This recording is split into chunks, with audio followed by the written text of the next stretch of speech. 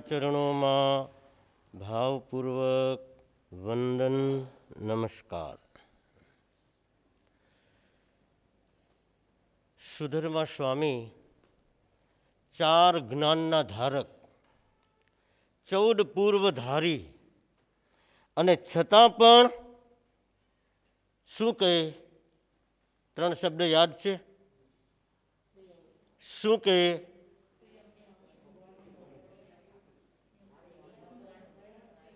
તેણં ભગવયા એવ મખ્ખાયં, તેણં ભગવયા એવ મખ્ખાયં. હે જંબુ, જે ભગવાને કહ્યું છે એ હું તને કહી રહ્યો છું. આમાં મારા ઘરની કંઈ વાત નથી, મારા ઘરની વાત નથી, મારી પણ કંઈ વાત નથી. માત્ર ભગવાને જે કહ્યું છે એ હું પ્રગટ કરી રહ્યો છું. એટલે સુધર્મા સ્વામીએ શ્રેય કોને આપ્યું? શ્રેય કોને આપ્યું? ભગવાનને. સમર્પણ કોનું? ભગવાનનું. શરણ કોનું? ભગવાનનું. એટલે અસ્તિત્વ થઈ ગયું ભગવાનનું, પોતાનું અસ્તિત્વ જ નહીં. તો જ સંપૂર્ણ વિનય ગુણની પ્રાપ્તિ થાય છે. એમને એમ નથી થતી. પોતાનું અસ્તિત્વ પણ નહીં. મારું કંઈ જ નથી, મારું પોતાનું મગજ પણ નથી. આ મગજમાં જેટલા ડેટા ભર્યા છે ને એ પણ ભગવાનના છે. આવો જ્યારે સાધકને ભાવ આવે ત્યારે વિનયપૂર્વકની ખુમારી જાગે, અને નહીતર અહંકારપૂર્વકની ખુમારી હોય. અહંકારપૂર્વકની ખુમારીમાં શું હોય? અહંકારપૂર્વકની ખુમારીમાં શું હોય? આ મારું, મને આમ, મને તેમ. અને જો એનું કયું કોઈ માને નહીં ને તો મોઢું કાં તો ચડી જાય ને અથવા ઉતરી જાય. જેને અહંકાર હોય ને એના અહંકારને જ્યારે ચોટ વાગે ને ગમે તે કારણે, ત્યારે એને બહુ જ લાગે. યા તો મોઢું ચડી જાય અથવા તો ઉતરી જાય અથવા તો એકદમ ગુસ્સો આવે. અહંકારને કારણે જ માણસને ગુસ્સો આવે છે. એટલે જેમણે આચારાંગ સૂત્રને આત્મસાત કર્યું છે એનું મોઢું ક્યારે પણ ચડેલું ન હોય, ઉતરેલું ન હોય, પણ હંમેશા ખીલેલું હોય. જો ખીલેલું રહેતું હોય ને તો તમે આ 3 શબ્દને પચાવ્યા છે આચારાંગ સૂત્રના. તેણં ભગવયા એવ મખ્ખાયં. જે કંઈ છે ભગવાનનું છે, મારું કંઈ છે જ નહીં. મને સારું કહે કે ખરાબ કહે, જે કંઈ છે એ પણ ભગવાનનું, મારું કંઈ છે જ નહીં. તો મને સારું કહ્યું તો પણ ભગવાનનું, મારા માટે કોઈ ખરાબ કહ્યું તો પણ ભગવાનનું. મને કંઈ અસર થવાની નથી. હું તો હંમેશા ખીલેલો જ રહીશ. એટલે અહંકાર છે ને એ અહંકાર માણસને હંમેશા નીચે પછાડવાનું જ કામ કરે છે, અને વિનય હંમેશા માણસને પ્રગતિ કરાવે છે, ઊંચે ચડાવે છે. એટલે તમે જોજો, તમારી પાસે કંઈ પણ હોય ને, જ્ઞાન હોય, તમારી પાસે સંપત્તિ હોય, તમારી પાસે શક્તિ હોય કોઈ પણ પ્રકારની, તમારી પાસે કોઈ પણ પ્રકારની વિશેષતા હોય, તો તમે એને ઢાંકો, ખુલ્લું ન કરો. સમય આવે ત્યારે જ ખુલ્લું કરો અને ઢાંકીને રાખો. તમે જુઓ, જે ઉત્તમ કક્ષાના વૃક્ષો હોય છે ને, ઉત્તમ કક્ષાના વૃક્ષો પોતાના ફળને હંમેશા ઢાંકીને રાખે છે. ધારો કે નારિયેળ, શ્રીફળ, બદામ. શ્રીફળ ઉપર શું હોય? કાચલી હોય ને, એની ઉપર કાચલી હોય, આખી કાચલીથી ઢંકાયેલો હોય. બદામ ઉપર પણ એનું કોચલું હોય, કાજુ ઉપર પણ એનું કોચલું હોય. એટલે ઉત્તમ ફળ જેટલા હશે ને એ બધા ઢંકાયેલા હશે, ઢંકાયેલા હશે. એને ખુલ્લા કરવામાં નહીં આવે. બાકીના બીજા ફળ હશે ને એ બધા ખુલ્લા હશે, ખુલ્લા હશે. એટલે તમારી પાસે તમારા સદભાગ્યથી જે કંઈ પણ તમને મળ્યું છે, જ્ઞાન, સંપત્તિ, કોઈ પણ જાતની વિશેષતા, તો તમે એને ઢાંકો. અહંકારમાં નહીં આવો. જો ઢાંકશો નહીં ને તો અંદરથી અહંકાર બહાર આવશે અને તમને નીચે પછાડશે. એટલે જેવો અહંકાર આવ્યો, તમે તમારી કોઈ પણ વિશેષતાને, કોઈ પણ ગુણને તમે બહાર પાડ્યું એટલે તમારું જે સત્વ હશે ને એ ખતમ થઈ જશે. બીજ છે ને, બીજ જે ખેડૂત વાવે ને તો એ બીજને વાવણી કરતા તરત જ એ બીજને ઢાંકવું પડે. જો ઢાંકેલું હોય ને બીજ તો ઉગે. પણ બીજ ઉપરની માટી કાઢી નાખવામાં આવે, બીજને જો ખુલ્લું કરી દેવામાં આવે ને એ બીજ ક્યારે પણ ઉગી શકતું નથી. એવી રીતે તમારી પાસે જો જ્ઞાન છે તો જ્ઞાનની તમે જાહેરાત ન કરો. પોતાની મેળે લોકોને ખબર પડશે. તમે શા માટે જાહેરાત કરો છો, હું આમ ને હું તેમ? તમે એને ઢાંકો. ઢાંકો તો જ એમાંથી તમે કંઈક પ્રાપ્ત કરી શકશો, એમને એમ નહીં. આપણા જૈન શાસનમાં એક મહાન આચાર્ય થઈ ગયા. આચાર્ય તો ન હતા, ઉપાધ્યાય. ઉપાધ્યાય યશો વિજયજી મહારાજ સાહેબ, બહુ મોટા વિદ્વાન. જૈન દર્શન તો એના લોહીના બુંદ બુંદમાં રમી રહ્યું હતું, પણ અન્ય ધર્મોના દર્શન પણ એમણે એનો ઊંડાણથી અભ્યાસ કર્યો હતો. 12 વર્ષ કાશીમાં રહી અને અધ્યયન કર્યું. એની વિદ્વતા એવી હતી કે અન્ય ધર્મોના વિદ્વાનો પણ એની નોંધ લેતા, વિદ્વાન સભામાં એને આમંત્રણ આપતા. એવા યશો વિજયજી મહારાજ એ વિદ્વાન સભાઓમાં જતા, ત્યાં શાસ્ત્રાર્થ થાય. શાસ્ત્રાર્થ એટલે વાદ વિવાદ. એમાં જે સભામાં યશો વિજયજી મહારાજ સાહેબ હોય, એ સભામાં જે શાસ્ત્રાર્થ થાય એમાં વિજય પ્રાપ્ત કરીને જ આવે. એવા યશો વિજયજી મહારાજ સાહેબ એક વખત બહુ મોટું વિદ્વત સભા યોજાઈ અને એમાં એક વિષય ઉપર, એક શાસ્ત્રના એક વિષય ઉપર શાસ્ત્રાર્થ થવાનો, વાદ વિવાદ, ડિબેટ, જેને આજના જમાનામાં કહે છે ને ડિબેટ. ડિબેટ, બે પક્ષ, એક પક્ષ પોઝિટિવ બોલે, એક પક્ષ નેગેટિવ બોલે. હવે એમાં સાચું કોણ?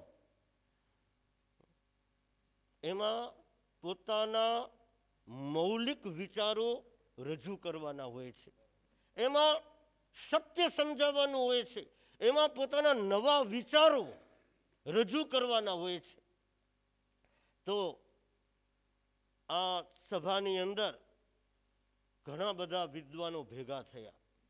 આ શાસ્ત્રાર્થ પહેલાના સમયમાં બહુ થતા અને એના કારણે જ્ઞાન, સત્ય જ્ઞાન પ્રગટ થતું. સત્ય શું છે પ્રગટ થતું. એને શાસ્ત્રાર્થ કહેવામાં આવતું હતું. આમ કહેવાય કે વાદ વિવાદ. વિવાદ ન હતું પણ વાદ હતું. વિવાદ એક અલગ વસ્તુ છે. તો એવો એક મોટી વિદ્વત સભા, દેશ વિદેશમાંથી વિદ્વાનો આવ્યા હતા અને એવી મોટી સભા યોજાઈ. એમાં નક્કી થયું કે જે કોઈ વિજય પ્રાપ્ત કરશે એને 500 ધજા આપવામાં આવશે. 500 ધજા. તે વખતે કંઈ પણ શાસ્ત્રાર્થ થાય તો 1 ધજા કે 5 ધજા આપવામાં આવે. પછી એ ધજા એ જ્યાં જાય ને ત્યાં આગળ આગળ ચાલે ધજા. એને ખબર પડે લોકોને કે આ અમુક સભામાં વિજયી બનીને આવ્યા છે. તો 500, આ મોટી સભા હતી કે જે વિજયી બનશે એને 500 ધજાઓ આપવામાં આવશે. હવે યશો વિજયજી મહારાજ સાહેબને પણ આમંત્રણ મળ્યું. એ પણ મહાન વિદ્વાન હતા અને એ પણ ગયા એ સભામાં.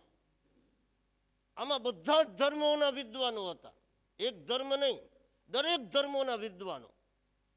યશો વિજયજી મહારાજ સાહેબ પણ પોતાની મર્યાદા સાચવી અને ત્યાં વિદ્વત સભામાં ગયા અને આખો દિવસ શાસ્ત્રાર્થ ચાલ્યો.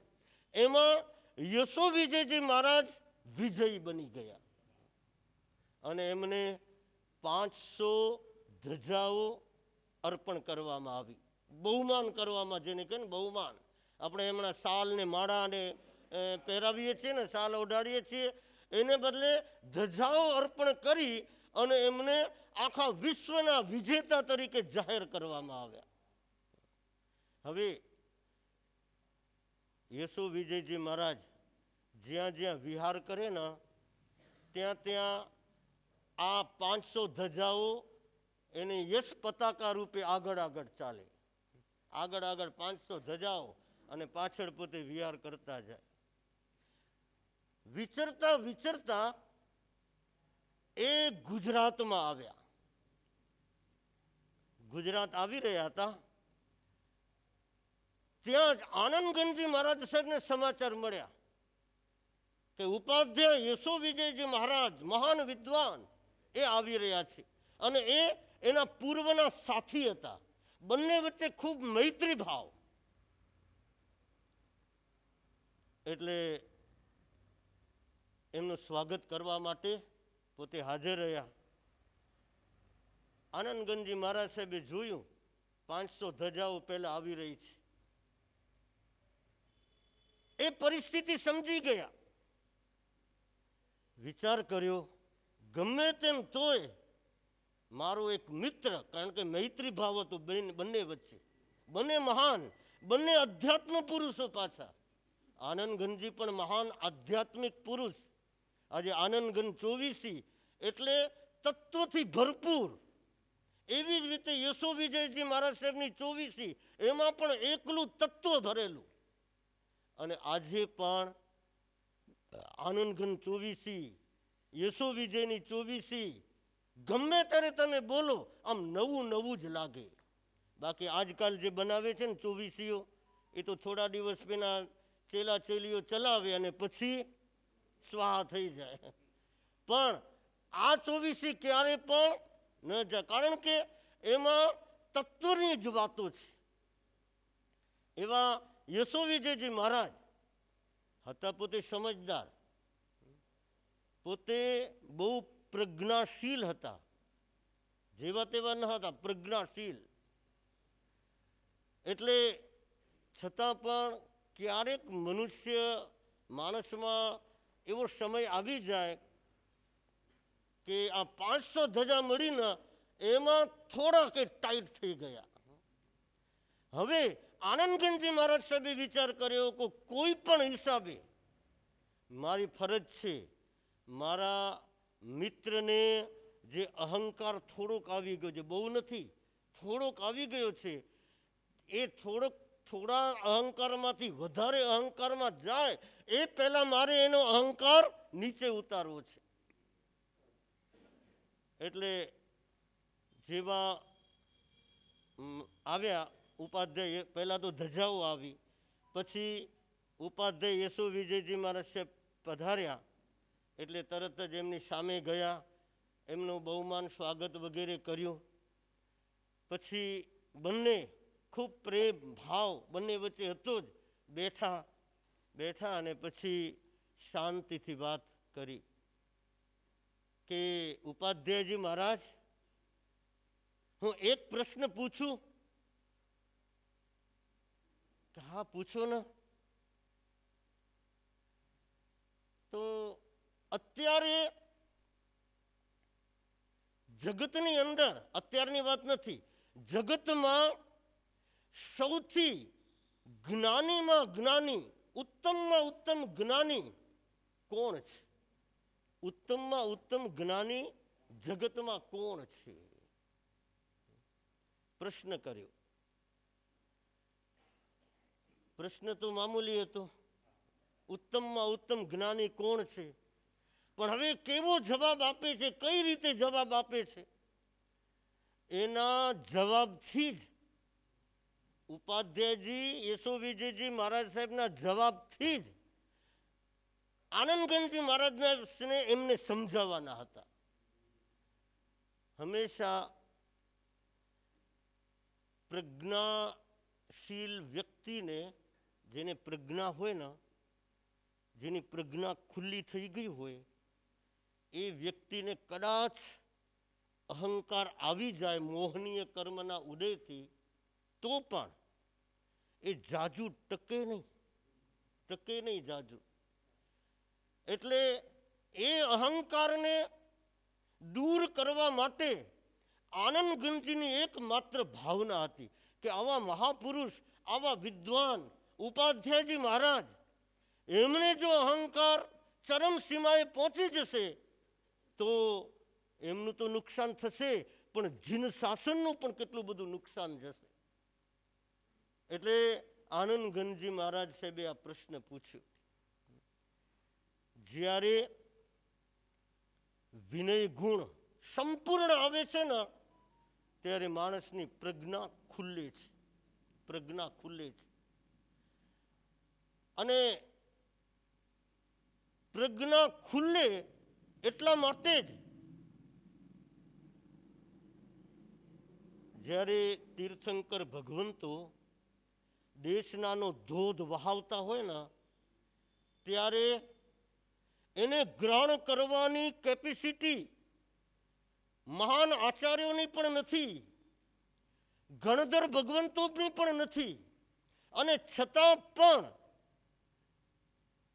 પરમાત્માએ એક વખત પ્રગટ કર્યું અને ગણધરોને એક જ વખતમાં યાદ રહી ગયું. એનું કારણ શું? ભગવાને એક જ વખતમાં પ્રગટ કર્યું અને એક જ વખતમાં ગણધરને યાદ રહી ગયું. એનું કારણ શું? કેપેસિટી ન હતી ગણધરની, છતાં એને યાદ રહી ગયું. એનું કારણ શું? સંપૂર્ણ વિનય ગુણની પ્રાપ્તિ. તમને ક્યાં એક વખત, બે વખત, જેને સંપૂર્ણ વિનય ગુણની પ્રાપ્તિ હોય ને, અહંકાર જેનો ખતમ થઈ ગયો હોય, એ એક વખત, બે વખત વાંચશે ને, એને યાદ રહી જશે, એને ગોખવું નહીં પડે.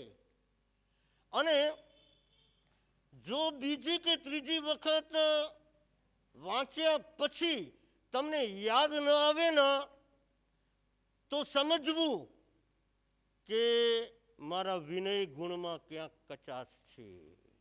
એટલે એ ગોખવાની, અભ્યાસ કરવાની, મથામણ નહીં કરવાની, પણ તમારે ચેક કરવાનું કે મારા વિનય ગુણમાં ક્યાં કચાશ છે, મને કેમ યાદ રહેતું નથી, કઈ જગ્યાએ મારો વિનય કઈ જગ્યાએ સ્લીપ થઈ ગયો છે, કઈ જગ્યાએ હું ચૂક્યો છું. એ તમે ચેક કરો તો જ તમે પ્રાપ્ત કરી શકશો, તો જ પ્રજ્ઞા ખુલશે, નહીતર પ્રજ્ઞા નહીં ખુલે.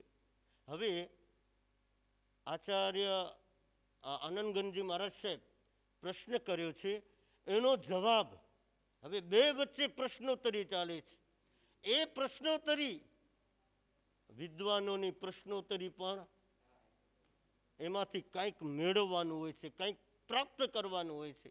એ પ્રશ્નોત્તરી કેવી રીતે આગળ ચાલી અને એમાંથી આનંદગંજી મહારાજ સાહેબે કઈ રીતે ઉપાધ્યાયજીને સમજાવે છે એ વાત આપણે અવસરે કરીશું.